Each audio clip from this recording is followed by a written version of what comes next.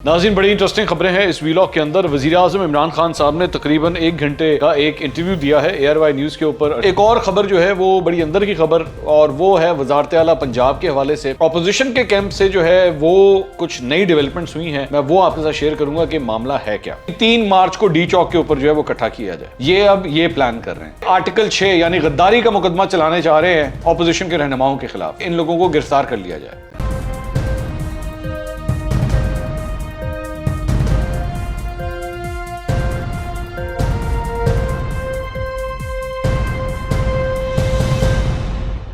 अस्सलाम वालेकुम नाज़रीन, मैं हूं मंसूर अली खान। अपने YouTube चैनल के ऊपर आपको खुशामदीद कहूँगा। सबसे पहले आपसे दरख्वास्त के चैनल को सब्सक्राइब करना मत भूलिएगा और बेल आइकन ज़रूर प्रेस कीजिएगा। नाज़रीन, बड़ी इंटरेस्टिंग खबरें हैं इस वीलॉग के अंदर। वज़ीर-ए-आज़म इमरान खान साहब ने तकरीबन 1 घंटे का एक इंटरव्यू दिया है ARY न्यूज़ के ऊपर अरशद शरीफ साहब को। कुछ उसके बारे में तफसील से बात करेंगे। बड़ी इंटरेस्टिंग खबरें दी हैं अपनी उस इंटरव्यू के अंदर, और थोड़ा सा ट्रेलर दिया है उन्होंने कि अगर वो हुकूमत में नहीं रहते तो उसके बाद वो किस तरह ख़तरनाक हो जाएंगे, ये कुछ उसका हिंट भी उन्होंने दिया है। लेकिन इसके अलावा एक और ख़बर जो है वो बड़ी अंदर की खबर, और वो है वज़ारत आला पंजाब के हवाले से। वो मैं आपके साथ सबसे एंड पे शेयर करूँगा, और बड़ी एक्सक्लूसिव न्यूज़ है।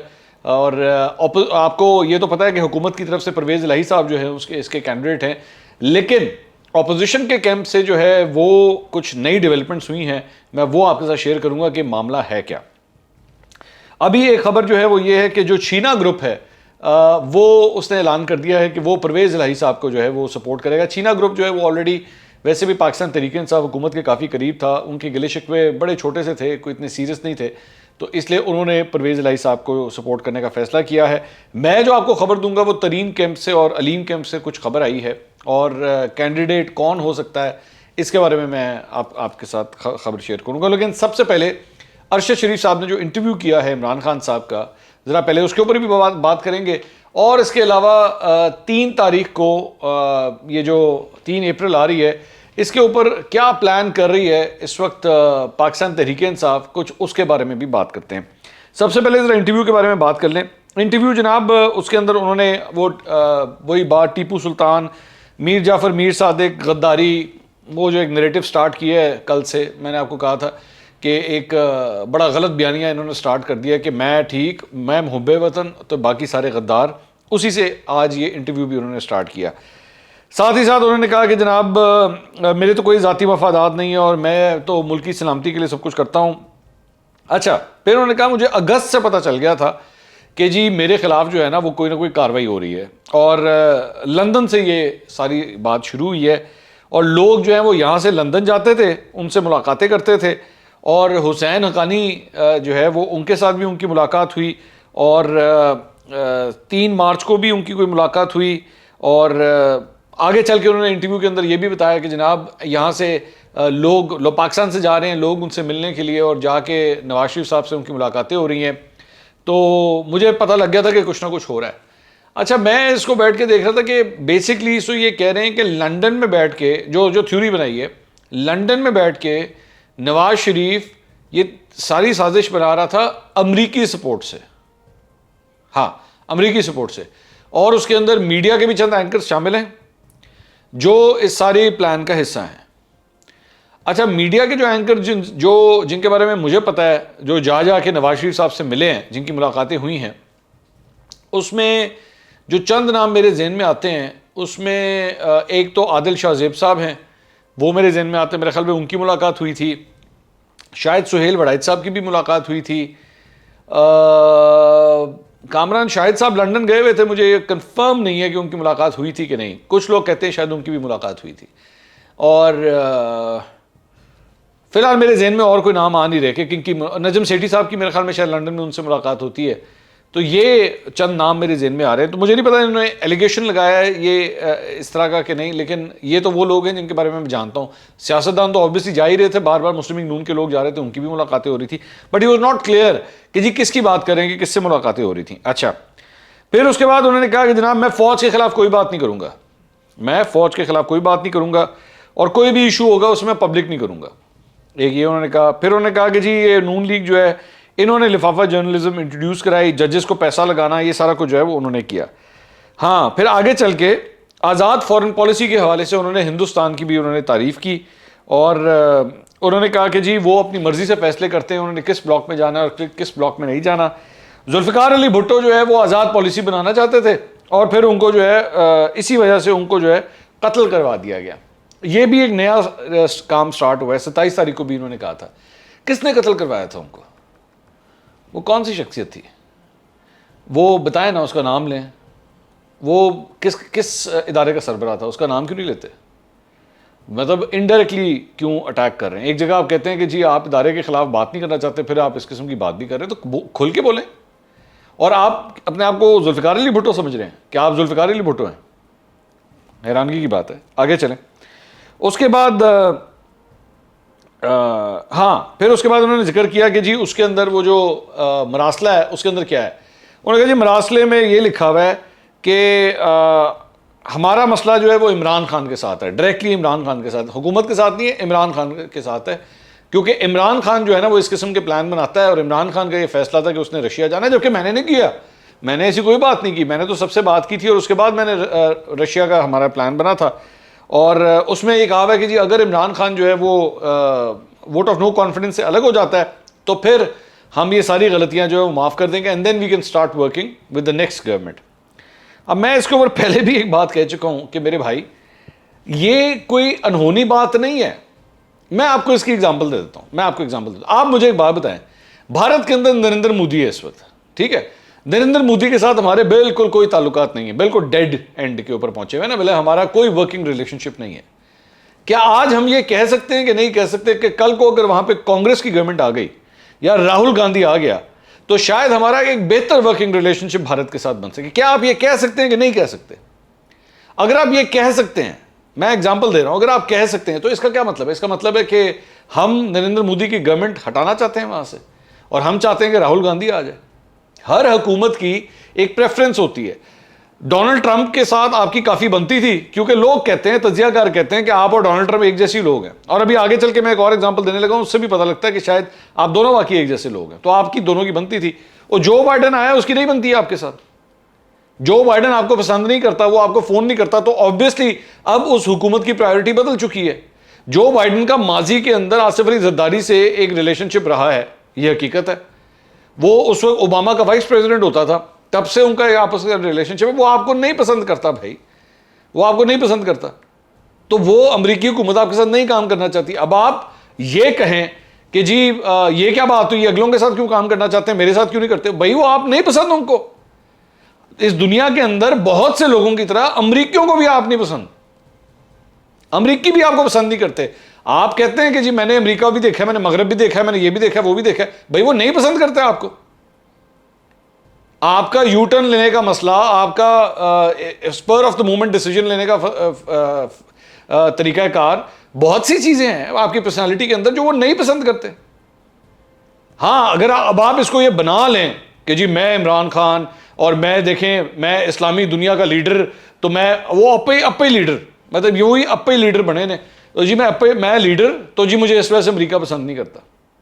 हैरानगी की बात है कि अमेरिका सऊदी अरब के साथ फर्स्ट क्लास उसका रिलेशनशिप चल रहा है, लेकिन इमरान खान के साथ मसला आ जाता है। या बाकी और भी इस्लामी ममालिक हैं, उनके साथ भी फर्स्ट क्लास वो काम करता है, लेकिन पाकिस्तान के साथ आके मसला आ जाता है। आप एक दफा खुद भी अपने आप को चेक करें, क्या मसला है आपके साथ, देख लें, हो सकता है आपको पता लग जाए। उसके बाद इन्होंने आगे चल के कहा कि जी मेरे पास सारी इंटेलिजेंस रिपोर्ट्स आती रहती हैं और ये जो ये जो अमरीकी सफ़ीर हैं, ये यहाँ पे मुख्तलिफ पॉलिटिशियन से मुलाकातें कर रहे हैं, एंकरों से मुलाकातें कर रहे हैं, सहाफ़ियों से मुलाकातें कर रहे हैं, तो मुझे ये सारा उसी का हिस्सा है बेसिकली। और मेरे भाई खुदा के लिए जाके, ये आए हुए थे ना एंकर आपके पास, अभी आए हुए थे 13-14, इनसे जाके पूछें कि ये जो ब्रिटिश कॉन्सुलेट है या अमेरिकन एम्बेसी है, इनके लोग कब से एंकरों से मुलाकातें कर रहे हैं। ये जब से अब इस फील्ड के अंदर है ना, तब से इनसे मुलाकातें कर रहे हैं। ये कोई आपकी हुकूमत में स्टार्ट नहीं हुआ काम, ये नून लीग के दौर में भी होता था, ये पीपल्स पार्टी के दौर में भी होता था। ये कोई अनहोनी बात नहीं है। और वो मुलाकात करने का मकसद क्या होता है? भाई आप बताइए, आपके पास अंदर की खबरें, क्या हो रहा है, हुकूमत किधर खड़ी हुई है, ये बातें, अवाम का क्या मसला है, इस वक्त लोग क्या महंगाई से तंग आए हुए कि नहीं आए हुए, ये सारा मसला होता है। और क्या, जाके पूछ लें, चले मैं आपको बता, जाके पूछ लें, मैं आपको बता देता हूं, आप अपनी मर्जी के 15 एंकर्स अपने अपने 15 एंकर्स टॉप चूज कर लें, उनको बुला के पूछ लें भाई आप लोगों की हुई है मुलाकातें, कभी हुई है कि नहीं हुई, वो बता देंगे आपको। क्या उसमें बड़ी बात है। आगे चलें।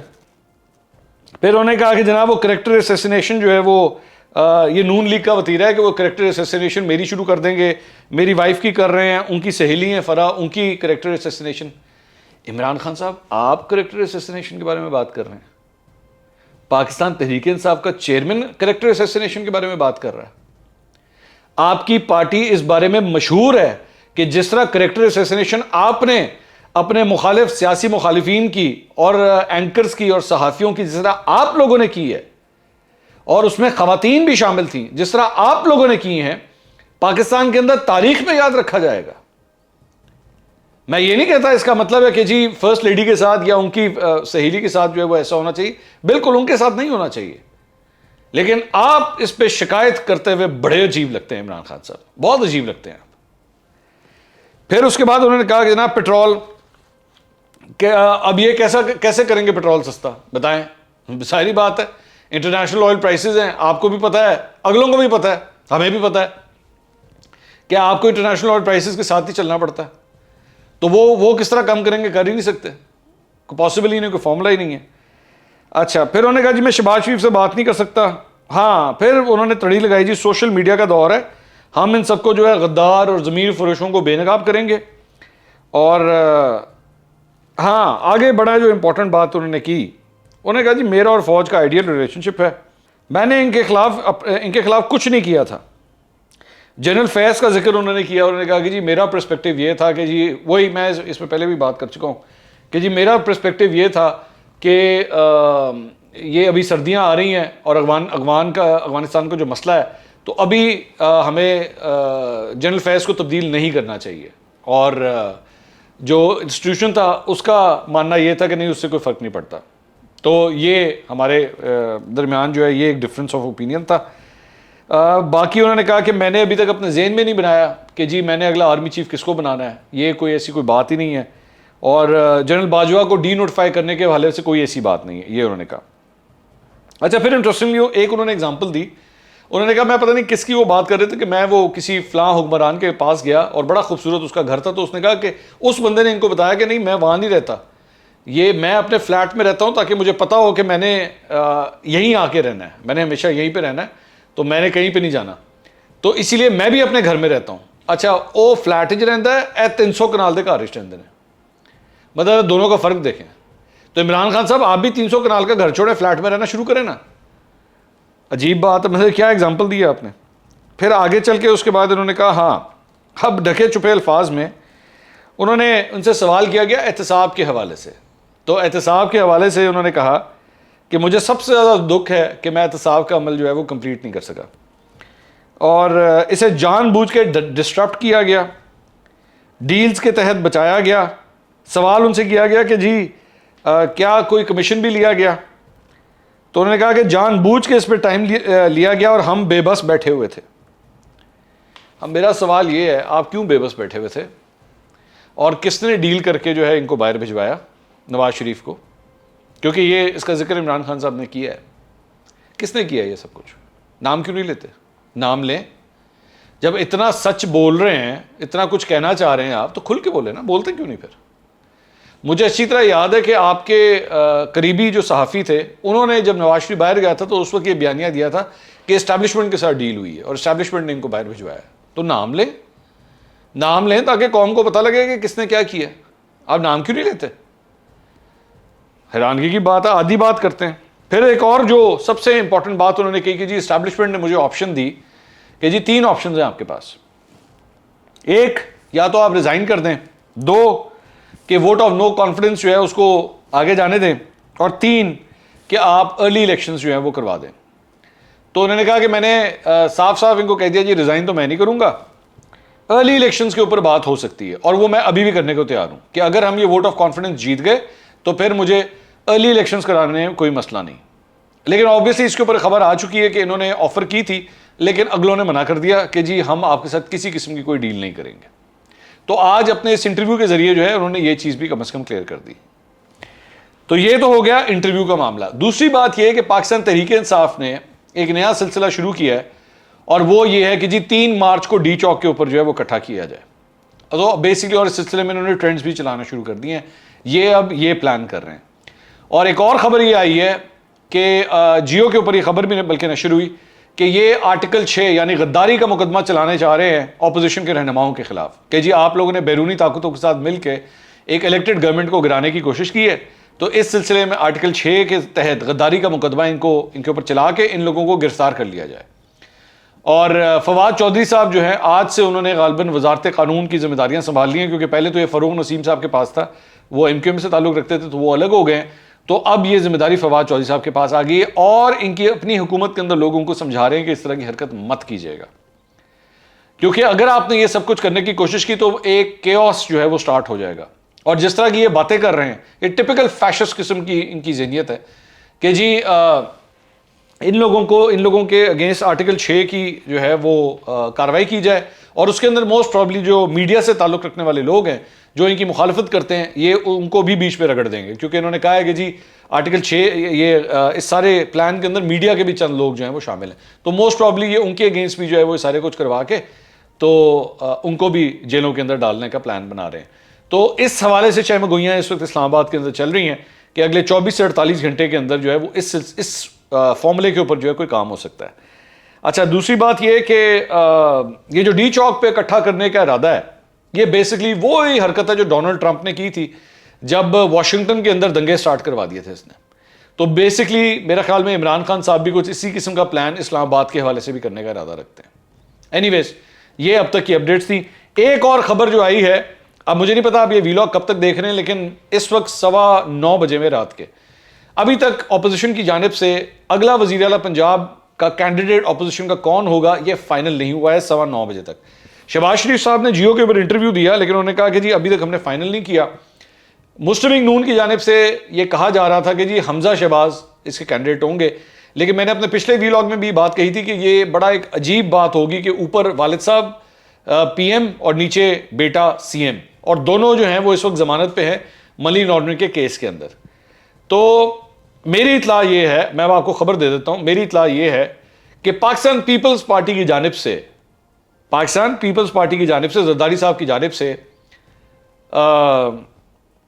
तरीन ग्रुप को यह सिग्नल दिया गया है कि हम आपके उम्मीदवार को CM के लिए सपोर्ट करने के लिए तैयार हैं। यह मैं आपको अंदर की बड़ी एक्सक्लूसिव खबर दे रहा हूं कि पीपल्स पार्टी की जानिब से एक वफ्द भेजा गया है जहांगीर तरीन ग्रुप को, और उनको कहा गया है कि आप अपना बंदा नॉमिनेट करें, हम आपका बंदा जो है वो प्रेजेंट करना चाहते हैं ऑपोजिशन के सामने। इस वक्त आज रात को ये मीटिंग हुई है, लेकिन प्लान के ऊपर काम 2 दिन से चल रहा था, ये भी मैं आपको बता दूं, और पीपल्स पार्टी ये काम कर रही थी। अब मुझे नहीं पता ऑपोजिशन इसके बाद क्या फाइनल करती है, लेकिन CM के कैंडिडेट के लिए यह कार्रवाई हुई है, ये मैं आपको बता दूं। अगले व्लॉग में दोबारा मुलाकात होगी। अल्लाह हाफिज।